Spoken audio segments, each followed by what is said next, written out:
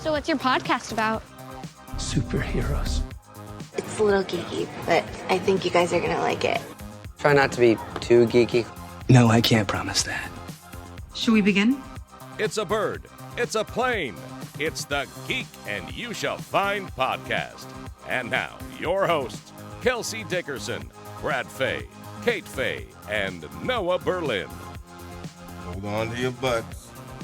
Welcome to the Geek and You Shall Find podcast. My name is Noah Berlin. I'm here with Superhero Faces contributors Ali Grefsheim and Travis Baker, who are here making their podcast debuts. So today is all about House of Dragon's 6th episode titled The Princess and the Queen. On this episode, we've got the MVPs, we've got the LVPs, we've got cringe moments, and much more. Make sure to keep the conversation going with us, though, by leaving your thoughts in the comments section. Make sure to subscribe, like, and follow us on social media as well. But before we talk about the craziness from this week's episode, Ali G is going to let us know about a number of new Game of Thrones spin-offs that have been announced as we return to Westeros. Go ahead, Ali. Yep, so I will be delivering the news today. Like Noah said, Game of Thrones spin-offs. We got a couple. First and foremost, Jon Snow series. Kit Harington will actually be reprising his role as the currently untitled Jon Snow spin-off. We have one about the Sea Snake. It is a House of the Dragon prequel series following the early years of Corlys Velaryon as he earned his reputation through his infamous adventures as a naval warrior. We have A Knight of the Seven Kingdoms, which is based on George R.R. Martin's novellas of the same name. The story will focus on Sir Duncan the Tall and Aegon Targaryen V, nicknamed Dunk and Egg, which I find very funny. And then multiple animated series based on the Game of Thrones universe, including the Golden Empire, and it will be done in various styles of animation, similar to Netflix's Love, Death, and Robots. And I don't know about you guys, but I am not a big prequel person. Even at the end of Game of Thrones, when they, set all these prequels to release, I was like, I don't know if I'm going to watch that, but obviously House of the Dragon is just turning out so good and so true to Game of Thrones that I absolutely cannot wait for these, specifically the Jon Snow series. I think it's absolutely incredible that Kit Harington, we're going to see him again. So what about you, Noah? Yeah, I'm stoked for all of them. I read The Knight of the Seven Kingdoms. It's, I want to say 3 different stories all put into one book. And so that's pretty cool. It's much more kind of lighthearted there, but obviously the Jon Snow one is the most exciting. Kit Harington's that dude. And I actually read that he was the one that pitched doing a spin-off show on him, which I get why. It's like, of course you want that money and you want that work. But what do you think, Travis? Well, we've seen what happens when shows are written without George R.R. Martin. And Noah, I know you hate his guts, but when shows are written after his writing, they're better. So Dunk and Egg is going to be the best one. I mean, Jon Snow is awesome, but who's going to write it? I mean, it's definitely Dunk and Egg. It's the one to watch. Although George R. R. Martin, and I don't hate his guts, he is great. He's the creator of all these things that we like, but he can't stay on topic. He can't stay focused and just write the damn books, right? But he likes being distracted and doing all these other small projects. So maybe he would just to not write the books, he would write the Jon Snow series. So if that happened, I'm good with it. I'm with you though. I don't hate his guts like you, but it gets old. But when he does write, it's good. That's like Dunk and Egg. Yeah, no doubt. Silver lining, good call, Noah. Maybe he'll just be like, anything to not write Game of Thrones. That's the way he is. I swear, it's crazy. But anyway, thank you, Ali. Nice job with the news. And it's pretty cool that Game of Thrones is starting its own version of the MCU, the GOT cinematic universe, I guess. But anyway, this is your spoiler warning. If you have not yet seen the episode, we are about to break down The Princess and the Queen, but there is no need to worry about spoilers for the rest of the season. The 3 of us have not read Fire and Blood. We stay away from all the online leaks. So everything we talk about today are just our opinions, our thoughts, our predictions, and, feel free to let us know what you think about them. But onto the episode. There were definitely a lot of cringy moments in this one. We saw 2 horrible births, a suicide by dragonfire. We saw patricide. We saw fratricide. And we saw a teenager rubbing one out the window.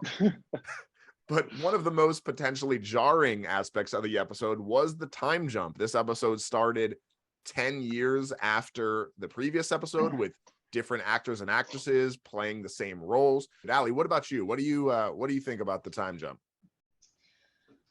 So it was actually a lot harder for me than I anticipated to just dive right back into the characters as I was like knowing them or forming opinions on them. If you know me with really any show and movie, I am the contrarian queen of all shows, and I tend to like the worst characters. And I know Brad has touched on this before, but simply because I find the acting to just be so phenomenal by the actor. Like, for the longest time, no joke, Joffrey was my favorite character because I just thought the actor who was at Jack Gleason did such a phenomenal job that I was so impressed. And so similar to that, I absolutely hate Alicent. I think she is terrible. I thought this actress was phenomenal. Like, I absolutely thought her portrayal of Alicent completely stole the show. I thought, like, one note that I made that I just kept coming up was her facial expressions were just perfect. She played the part fantastically. It was wonderful. Also, I guess on the opposite foot, like, I was a little bit of a Rhaenyra hater before this, and so getting a fresh face in there, I think, like, made me have more of a blank slate toward her. So, you know, hopefully she'll climb higher than the top of last on my list. But other than that, like, obviously we're used to the time jumping, the character jumping. I was a little more taken aback than I thought. I thought I'm back. Yeah, sorry about that. I think the good part about the time jump is the whole series so far, I've been like waiting for it. You know, I don't feel like anything really happened in the show. Like, we were building to the time jump, and I kind of knew the whole time that shit would really go down when the time jump happened. So we've been kind of leading to it for 4 or 5 episodes now. So now that we're finally there, I feel like stuff's going to start getting a little more real. And I like the younger actresses. Maybe it'll take me a few episodes to get used to the new ones, but I like them. I thought it was weird not having them anymore. I didn't like the new actresses as much. I don't know why, but we'll see. But up front, just first impression, they're not as good. Yeah, I mean, I loved the younger actresses. I thought Millie Alcock was amazing. Emily Curry was amazing. But I think that Olivia Cook, who plays the adult Alicent, I agree with you, Allie. I thought she was so awesome. They look so much alike. It's crazy how well the casting directors did for this show. It's unbelievable. So I didn't notice it as much with her, but I definitely noticed a stark difference between Emma Darcy and Millie Alcock, who play the two versions of Rhaenyra. But yeah, I know some people online kind of found it really jarring, the time difference, and found it hard to kind of concentrate and figure out what was going on. I didn't really think it was that bad, but I agree. Now that we're kind of moving and we're moving quickly, it seems like the action's going to really pick up. But for some reason, it seems so different to me in this show versus in Game of Thrones, where Game of Thrones would do a kind of long game with some of the things that they would set up. Some, like, you know, for example, in this one, the fire at Harrenhal, which ended up killing 2 of the characters. We'll talk about that a little bit later. You know immediately who was behind it and their motivation for it and all that stuff. Whereas I feel like in Game of Thrones, the original one, this would have been something that we see these characters die, and then like seasons down the line, it's like, oh my God, that's the guy that planned this the whole time. So it seems like it's a little bit more in your face, and they kind of spell things out they explain things a little bit more to the viewers than they used to in Game of Thrones. We kind of have to watch it a couple times before picking certain things up. Yeah, going off that, I actually wrote like a whole section of notes about like the amount of times that every single person mentioned that the child was a bastard child, Rhaenyra's child. I was like, we get it. Like, the moment Joffrey was born, which hilarious that there's another Joffrey that is a bastard, but I was like, they might as well have this playing on like a ticker tape outside of King's Landing. Like, we know. And I feel like even like Cersei and Jaime's kids, it's like, we knew, but no one was coming out and saying it in front of our face. Literally, the last line Rhaenyra says is like, well, you're a Targaryen, that's all that matters. And it's just like, Jesus. But yeah, it's like the worst secret. It's like the worst secret ever, because 100%. Even like the fake dad wasn't even like pretending. No one was pretending that he was the dad.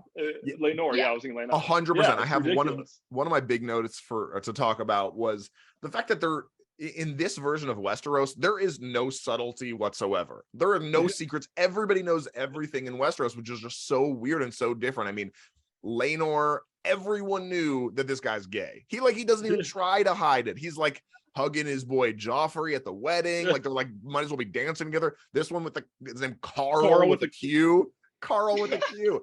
They're like, everybody knows what's going on here, and like it's just weird. I mean, the kids with the brown hair, Rhaenyra and Harwin, like everybody knows about it. There are a couple quotes that I marked there, like when Lionel Strong, the Hand, is talking to his son Harwin, and he's like talking about how he disgraced him. You got to stop doing this, and he's like, people have eyes, boy. Like everybody can see this. When Lionel tries to resign from being the Hand of the King, Viserys is like, you say there's a shadow like creeping over your house. Like what shadow do you speak of? And Alicent's like, yeah, what shadow are you speaking of? Tell us. I don't know. Right? Yeah. And Alicent's like, to have one child, like that's a mistake. To have three is an insult. And then when she tells Laenor, she's like, do keep trying, Sir Laenor. Sooner or later, you might get one that looks like you. It's like, dude, everyone is talking about it. Everyone knows. The series. Yeah. They don't even lie. They don't even lie about it. The kid's like, is Harwin Strong my father? And the mom's like, no, of course not, little son. You're good. And she's like, she doesn't even lie to him. She's like, you're a Targaryen. That's all that matters. Don't worry about if you're a bastard. Who cares? Yeah. I know. I wrote down that sooner or later you might get one that looks like you. And I was like, that's just such a cheap insult. Like, is this I'm rubber, you're glue? Like, we get it. It's like, and even the first thing I said, once we saw that baby come out, I was like, oh, bastard child. It was like nothing more needed to be done except like the kids, like, it was just so obvious. And I was also just so mad that Alicent's kids were getting the beautiful blonde hair and Rhaenyra's weren't. Like Cersei's kids still got the whatever. Yeah, well, we'll definitely talk about those kids in a moment too. But as I mentioned a little bit, a lot of things that were really cringy and kind of hard to watch. So for the cringe moment of this episode, Allie, what do you think was the toughest thing for you to get through? I mean, this one is obvious. That opening birth scene, I immediately threw my hands up in front of my face. I was like, we don't need to see this at all. We definitely don't need to see the cutting of the umbilical cord. And then like the afterbirth, I guess, was less offensive visually, but like afterbirth, like, oh my God. Like, oh my God. So when she's walking down the hallway and there's just a trail of blood behind her. It's like and that was one of two birthing scenes in the episode. And there was one earlier in the season. Like they did away with the rape scenes, which probably a good thing, and they just replaced them with birth scenes. Like three already. And listen, as a man, I have not experienced childbirth, but they look terrible. I agree with Laenor where he's like, man, like my condolences. Like I'm glad I'm not a woman. Like goddamn, I was like, I hear you, buddy. What did he say? No, I took a spear once. Where he's like, I took a spear in my shoulder, and she's like, oh, sorry to hear that. He's like. Travis, what about you? What was the cringiest moment of the episode for you? Yeah, I mean, other than the birth scenes, for me it was when she left to get burned by the dragon. Like that was the craziest thing, because you saw it when Emma died in episode, was it 1 or 2, when she died during childbirth, and then she just left to get burned by the dragon instead. I thought that was crazy, and just again the continuation of the birth issues were the cringiest parts of the whole episode. I honestly had that like going out to pasture to die by the dragon scene as like one of my favorite ones. Shocking, I know, but it was just because I feel like it was the first time. My favorite thing about Game of Thrones was those like red wedding. I have no idea what's going to happen. Are they actually going to do this? Are they actually going to kill these people? And we've just, in my opinion, not done any of that from House of the Dragon, or just not. I wanted every single episode, every single scene. So this was the first time I was like, they're actually gonna make this happen. And also I just love the scenes with the dragons, and I kind of, for me, like the best part of this episode, like I'm Damon's biggest fan, and so I'm just like very interested in their storyline in general. So like that was sad, but I was like, damn, that's what I came for. How about that dragon took its time? It was looking sad. He's like, I don't want to do it. She's like, and so I saw a tweet that was how like the men, or Emma at the beginning says like birthing is like giving war, and so far the birthing scenes we've gotten are victory, defeat, and surrender. I thought that was cool. Yeah, that's cool. Damn, I mean, I never would have thought about that. That's a really good point. Yeah. A couple honorary mentions for cringe moment at the small council meeting when Rhaenyra's nipples were leaking through her dress. That was wild. Larys Strong cutting out the tongues of the criminals and showing them stab the tongues and cut that out. That was pretty bad. And then, of course, our Prince Aegon just jaying his bird out the window for all of King's Landing to see. All the people are like, God, again, God, like I'm trying to conduct my business down here. Like, well, the cringiest part of that scene though was his mom just walking in. Yeah, Yes! like it was nothing. Yeah, just like kept Yes, talking, like what's happening? Like what? It's You true. know- Like I personally thought it was hilarious that he was jerking it off of Tommen's death window, and Alicent just comes in and is like, "Excuse me, like we need to talk about the kingdom," and he just absolutely doesn't care. Yeah, like his Terrible. dick is still out. He's like lying there, like Mama. And like that to me was more like that was just hilarious. But then when Alicent comes in and is like doing her whole thing, I'm like, she has lost her marbles. Like, bro, you're so. Yep. He's awesome. Yep. Well, you talked about Ali. You talked about the new actress that plays Alicent, Olivia Cook, and how good of a job she did with some of her nonverbal acting as well as her regular acting, her verbal acting. But Travis, I'll throw it to you. Who was your MVP of this episode? Yeah, MVP is definitely Larys Strong. I mean, he killed his whole family. He killed his dad and his brother, and he didn't even do it. Like Alicent didn't tell him to do it. She just kind of hinted that she didn't want them around anymore. So instead of just trying to find a different way or whatever he could do, he just said, okay, I'll just kill them both in a second. But that was crazy. He's definitely the MVP. He's also very upfront with Alicent when she was talking about her dad, Otto, would never do the things that, Strong was doing. And he goes, no, he would also be partial to you, though. He was very upfront, very honest with her. And when you kill that many people that quickly, you're always the MVP of a Game of Thrones episode. So I think it was going away. Yeah, no doubt. He was like, yeah, I mean, Otto wouldn't be partial either. And she's like, well, at least he'd be partial to me, kind of thing. But yeah, right. I'm really curious to see. He's just been out here snitching on everyone to the queen. And it seems like he's on the opposite side of his father and his brother. Then he obviously killed them. But I'm just curious, like, man, his ambitions are so much bigger than his love for his entire house, his father, his brother. That's just a crazy thing what that guy did. But calculating, and I'm worried about this guy for sure. Ali, what do you think? Well, who is your MVP? Well, so continuing off that, like that dude to me is just some like Littlefinger wannabe with his budget chaos is a ladder speech from this, which again, Littlefinger, my favorite character, chaos is a ladder, my favorite episode, but I was just like his dialogue in the background as people were again quickly dying. Like I think that was my problem with it. Like you said earlier, Noah, it's like Alicent was like, man, I hate whoever, and he's like, oh, I'll just kill them in 5 minutes.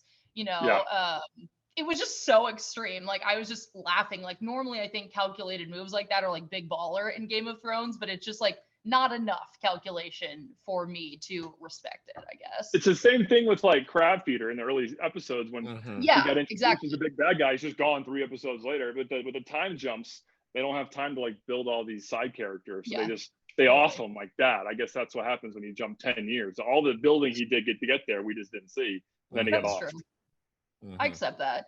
But as far as MVP, this is definitely going to be an unpopular opinion, but for the first time, I really thought King Viserys, like, despite the fact he looked like he could get killed from a sip of McDonald's Sprite, like, I thought he was great. Like, he didn't have a big part, but I just really appreciated, like, how hard he was sticking up for Rhaenyra. Like, when Alicent's like, well, did you witness the act yourself? Like, bitch, did you? Like, what do you mean? Of course I'm gonna stick up for my daughter. And then, even though I hate Alicent, I just thought it was really badass that she and Rhaenyra are clearly like running the whole small council, like aka running the realm at this point. And Viserys is just like Yas Queens. Like, he totally just sat back, and I mean, probably because he's dying, but I just thought he's seemingly okay with that. Also, I thought him not letting the hand bail was like one of the few power moves, if you could call it that he's had, and I just appreciated that from him. So Prince Philip, aka King Viserys, MVP. This man came in looking like the Crypt Keeper. It's like little strings of hair. Like this guy, man, he has one arm now. Like he has just a whole sleeve like dangling up. That dude looks terrible. But yeah, it's obvious. Whereas before, Alicent was like the noble wife and like, had her opinions and stuff, but he was still running shit. He was still the king. And it was obvious in this episode that Alicent wears the pants in this relationship now entirely. And in that scene of the small council, Rhaenyra is talking about the strife held between the two families and wanting to have her son marry Alicent's daughter and all that. And Alicent's like, oh, how sweetly the fox speaks when it's being cornered by the hounds. And Viserys is like, no, it's fine. Like, this is a good idea. And Alicent goes, you could do what you wish, husband, when I'm cold in my grave. Cold in my grave, yeah. So that was pretty badass. Well, the biggest surprise. Go ahead. No, go ahead, Travis. We'll get to it later. You can say the biggest surprise of the whole episode was him being alive. He the last time we saw him, last episode, he was like collapsing during the wedding, basically dying, and like 10 years later, he's just still alive. That's the most shocking thing. The MVP. Well, no, not to jump at the gun here, but he's my LVP. So I'll let you go in a minute here. No, go ahead, Travis. LVP, well, that's a good transition. LVP, Viserys is by far the LVP. He is, to give him some respect, he's probably the best king we've seen in the Game of Thrones world. Like the original, obviously Robert Baratheon was terrible. Joffrey, I know Ali, that's your guy. He was a terrible king. Every king we've seen is terrible. At least the guy he's nice, like he's friendly to people. He wants to do right by the kingdom, which is all great, but he's the softest dude I've ever seen. Yeah. He's unbelievably soft. Nobody respects him. He has no say in his own small council. Alicent says, over my dead body, basically, cold in my grave. Doesn't even give him a say with his own kids. He's a total loser. He's a total pushover. It's obvious that people are just waiting for him to die at this point. Like when he dies, we can get going. But until then, he's the LVP.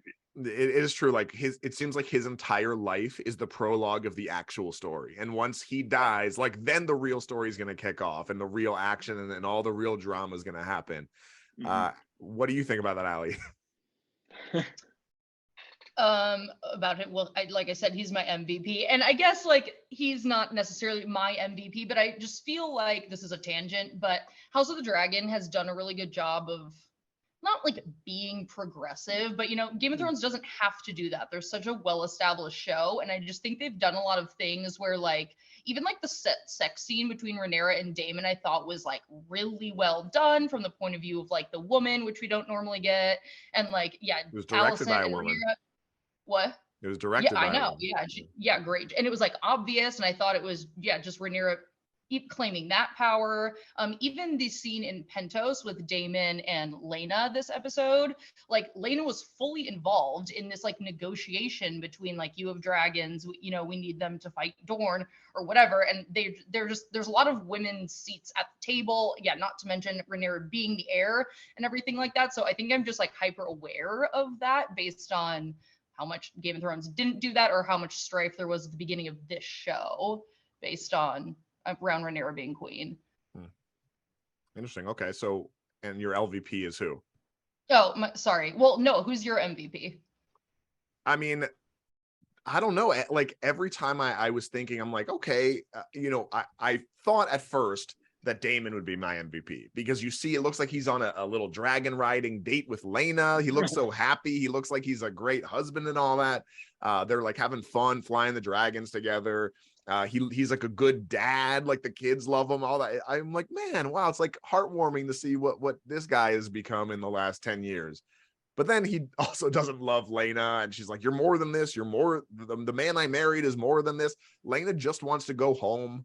Like, I don't know what, they didn't really say why they're in Pentos, right? Like, they didn't explain that, did they? Well, they were vagabond world travelers. Like, that's basically what Daemon is saying. And honestly, I'm with you. Like, when we got to Pentos, I was like, this dude is living. And also when I found out, he married Laena, I was like, how is he ironically the only one that ever does anything right in this entire show? And I went through the same thought process of like, wow, he's a good dad. Who would have thought? Which kind of got derailed in the end. But I just love watching them ride the dragons every time. I'm like, this would be a dope roller coaster. in the post episode interviews, I think they said they were gone from King's Landing to escape the politics of King's Landing. I think is what they said. Gotcha. He was just tired of it. Yeah. I thought it would be a little bit more interesting than that, to be honest. But No. I also thought so before Lena goes out and commits suicide and has the dragon burn her up, which was wild to see, as you talked about. They were talking about it. They're like the surgeon or whatever is like, yeah, I can't do anything. I don't know what to do. The baby's just not coming out. And he's like, well, I could maybe cut it out. And she's like, well, would the mother survive? And she's like, no. And so I thought that this was a very obvious contrast that they're doing between Daemon in this situation and what they did in episode 1 with Viserys. And I thought we were going to see Daemon be much more, I don't know, loving and sympathetic and not just like, yeah, kill her ass and get this baby out. But ultimately she ended up killing herself anyway. So it wasn't really a big deal. But I just thought, like, obviously that parallel did exist there. So I guess I don't know. I think you guys covered it pretty well with LVP. I do have an LVP or a couple LVPs, but you know what? I'll keep with you first. Who do you got there? Well, I already said knock off Littlefinger, but Ser Criston just like is the worst. He cannot get it together. And I know like a lot is tailing off of last episode, but like he just sucks so much for obvious reasons, like ratting himself out for no reason, but also like he is the biggest simp ever. It's like him and Rhaenyra literally fucked once when she was a child, and you want her to abandon being the queen. Like, why are you so obsessed with me? Like and then just like hates her guts like very publicly. And when he's like, calls her a spoiled cunt, like, bro, get over your weird fragile male ego. Like, that was 10 years ago. Like, he just is so annoying. He's so mad too. He's so mad. So mad.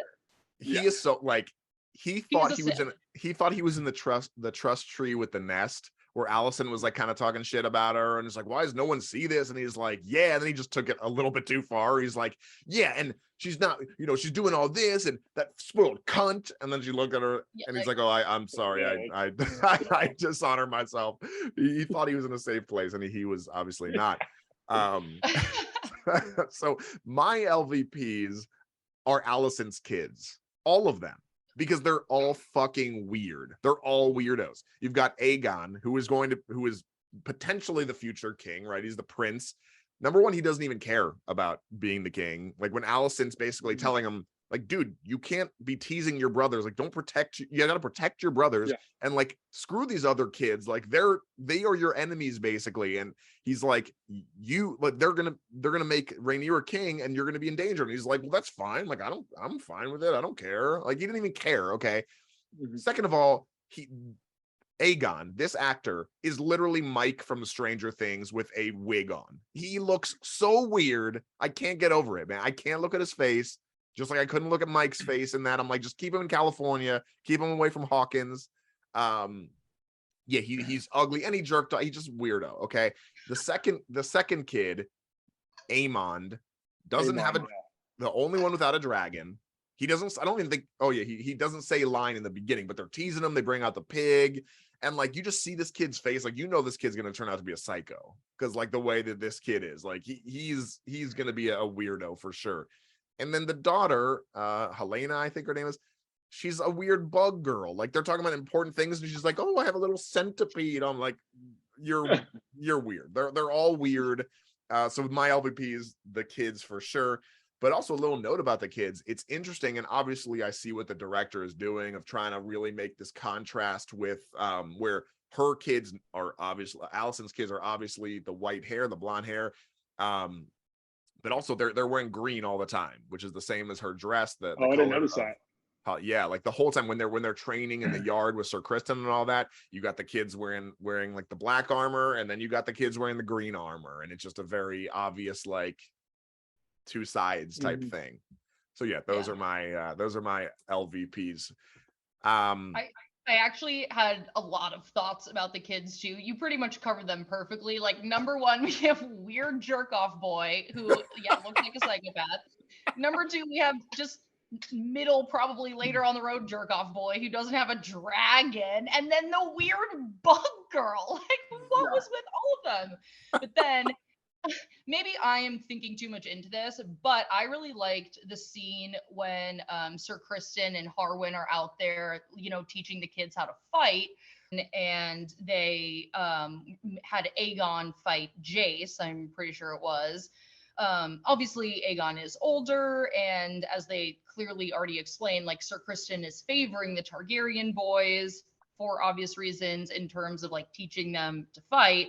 And so, they go through that whole fight scene, and Aegon is clearly like kind of whooping that ass on Jace because he is younger, less trained, and he, hits him down. Jace kind of just pops right back up and just like goes back, like runs back after him. And I was kind of like, wow, like he's so wily. I wonder if this is a nod to like Alicent versus Rhaenyra. Like Rhaenyra's kids obviously just have so much like spirit and fight in them, and Alicent's kids are just little bitches. They just happen to be older with better training, but like more proper kind of like going with the rules a little, like staying, I don't know, to the ways, like, fighting them and doing what he needs to do and listening to the advice versus just like the littler kids attacking and being more feisty like Rhaenyra. Is that what you mean?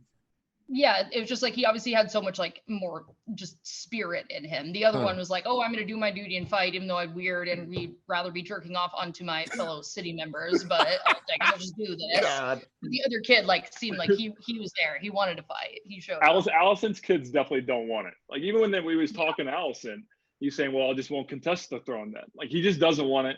Doesn't want a piece of it. I almost feel bad for him, even though he's such a little weirdo. I almost feel bad that they're making him enemies. Like he doesn't want to be enemies with his little cousins, but they're just forcing it on him, and he just wants no piece of it. And he's bigger now, but he won't always be bigger, and he's just not going to win that. And Alicent's like, you can't be treating your brother like that, and he's like, why? He's a little bitch, or something. He's like, or he's a little asshole, or something. So the good part about the kids being introduced is like leading up to the series, I read that there was going to be 15 or 18 dragons or something. And to this point, I wasn't sure who was going to write them all. But all of a sudden, that's the other thing with the 10-year time jump. It's like we went from like 4 dragon riders to like 12. Like all of a sudden, all the Valerians are all of a sudden riding dragons now. All the kids are going to ride dragons. And it's just like the intensity for the battle, you can see it coming. It's just way bigger now. Definitely. And they talk about the eggs that they're getting. I mean, the one that we saw, which was like Varaxes or something like that, was the new one that we see that ended up getting bonded with Lucerys, or Luke, they called him. So it's kind of cool also to see this like dragon bonding ceremony. And Allie mentioned it when we were watching this, that it reminded me of like in Harry Potter, where it's like the wand chooses the wizard. I don't know if you're a Harry Potter guy, Travis, but like they have a bond with it, right? So it's like they have to work with it and have it a whole ceremony like that. So I thought that was cool to see, because up until that we didn't really understand how something like that happens. So that was cool. Let me ask you, when you mentioned again the time jump, did you care that we didn't get more of Rhaenyra and Harwin Strong's relationship, like how that started, like anything with that? Like did that bother you? Me? No, it didn't bother me. I mean, I just, Rhaenyra, we didn't talk about her really because she didn't get LMP or MVP. She's just kind of the worst. Like she makes every decision she makes is the wrong decision. Like she could have just married him like 10 years ago, and this would be not an issue at all. So I don't really care about him, I guess. Obviously he played his role. The kids are his. They haven't said it, but the kids are obviously his. They look just like him. So no, I don't really care. He did his job. He's in and out. It's fine.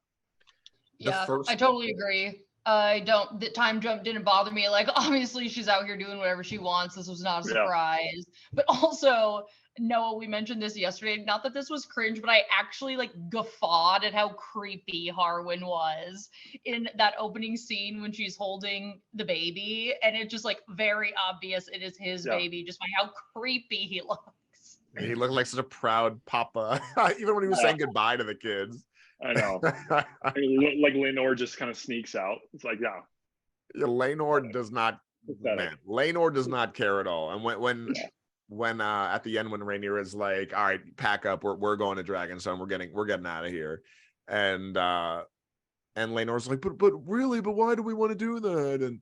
And she's like, just bring Carl with a Q, man, whatever. And they're all happy. They had their little look together. They were all happy that he's going to go to Dragonstone with him. The only redeeming thing Rhaenyra has ever done was I don't know. I think Rhaenyra, this episode, she was tough. But the younger Rhaenyra, I thought was making great decisions all the time. I mean, she was honest. She's like, I'm going to do my duty. I'm going to do the right thing. I know the politics and how this works. I have to marry Laenor because of, we have to join our houses. We have to, the stability of the realm, all that stuff. But she still was like, I still want to do what I want to do.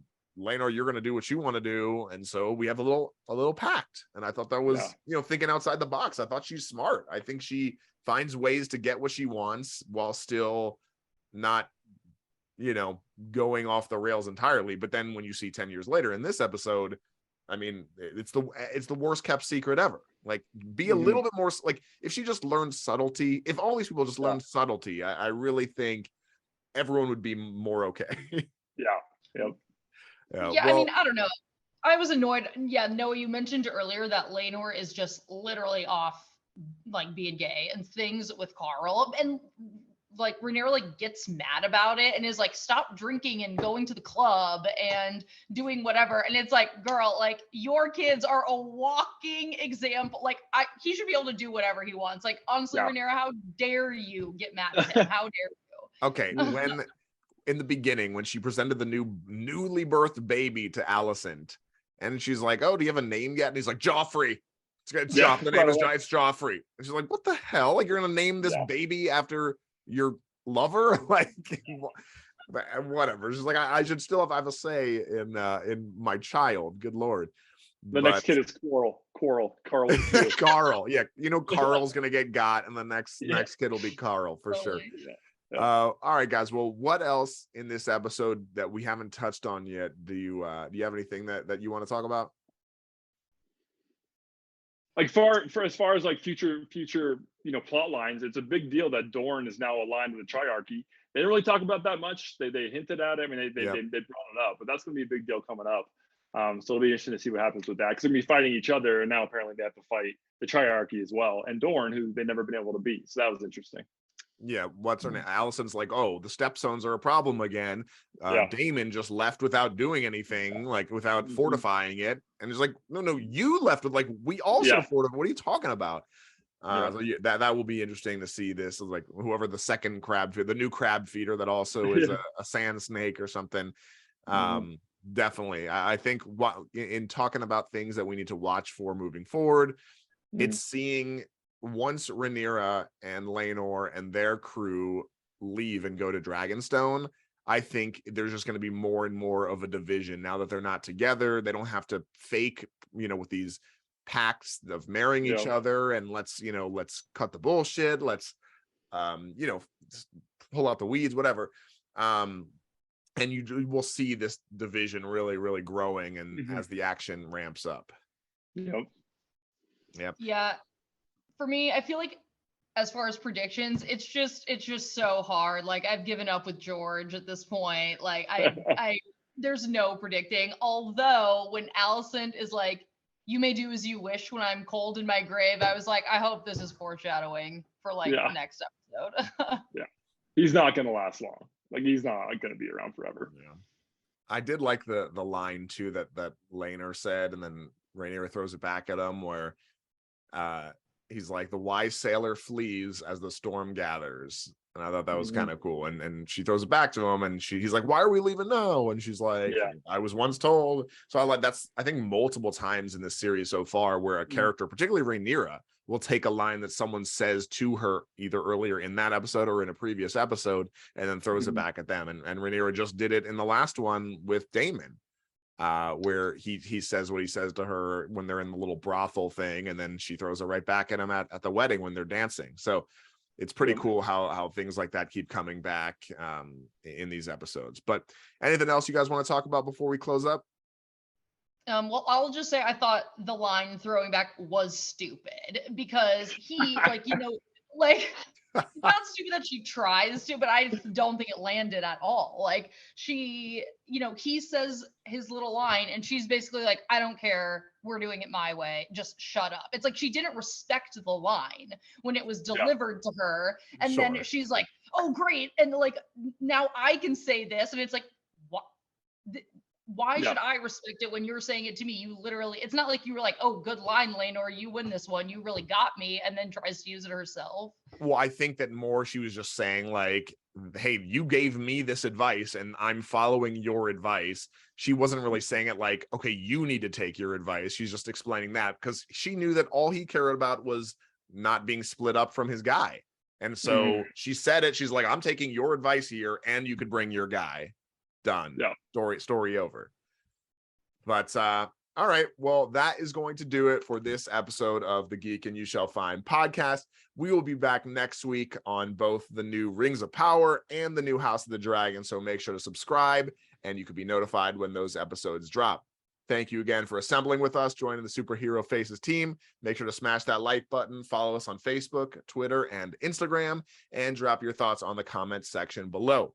To all of our listeners in India, Alvida. Goodbye, everybody. We will see you next time.